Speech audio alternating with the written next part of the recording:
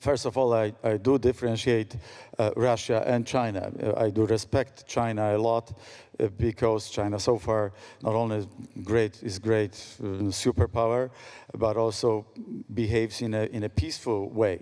But I do fear of potential threats coming out of the Far East and China in particular, but I hope they won't materialize. Russia is a very aggressive country. Russia has actually grasped, Russia has used, is imperial, is nationalistic, is a colonial power, you may say, the worst of the 20th century. And I still believe that China won't be aggressive, so I do differentiate the two. And also I said that for us, I hope for many European leaders, China supporting Russia in war, in their efforts, in Russian efforts to conquer Ukraine would be a Rubicon, would be the red line. And I still hope that this red line is not going to be crossed. So that's about the nowadays. Speaking about the future of China and the challenges which such a dynamic country brings in itself, that's a different story. We cooperate and compete. We cooperate and compete within the European Union. That's not bad. That's good.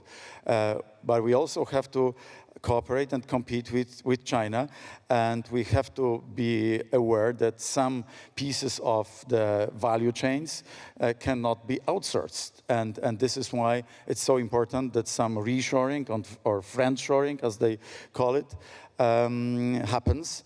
And Poland is actually a beneficiary of this. And that's very good for the entire European Union, that we re-establish, recover reinvent ourselves from the point of view of the value chains, the product chains, and so on. And this is also related to COVID, and this has something to do with COVID and with the growing China as such as well. So I'd like to hear a little bit more about the Poland's opportunities in this change in industrial structure. But just a very quick follow-up on China policy. Ursula von der Leyen gave a fairly hawkish speech before her trip to China recently, where she sort of, I think, it seems to me, ratcheted up the Brussels view, at least, of how cautious we need to be about China, while keeping this three parts of a rival, systemic rival, economic competitor, and partner on some strategic issues. I mean, do you agree with what seems to be a ratcheting up, a kind of hardening of the position? Is she basically right in your view? Well, I think that the European Union has to cooperate on our position, working out position towards China. That's first, because each country alone is too small to deal with China.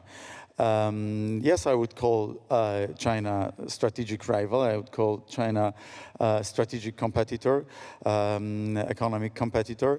And I still believe that China is going to be peaceful and not destabilizing the global order. And in terms of Poland's opportunities here, in terms of chips, can you say a bit more, or chips and information technology and this whole space where there's especially a push from the US to start to cut China out of some of these supply chains, and an increasing push at the European level too.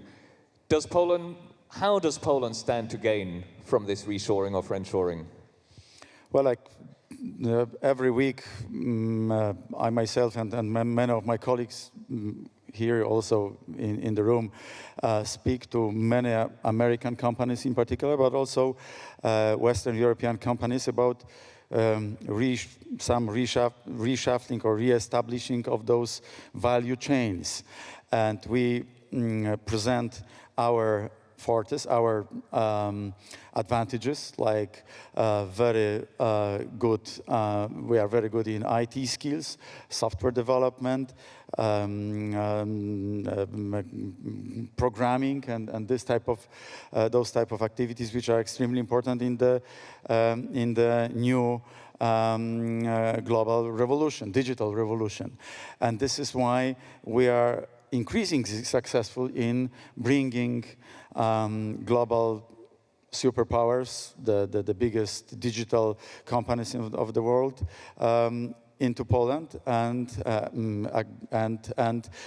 also creating an ecosystem of cooperation, including our universities and our mid-sized Polish companies, small and mid-sized Polish companies, and learning by doing happens in Poland, and that's a very good process for us.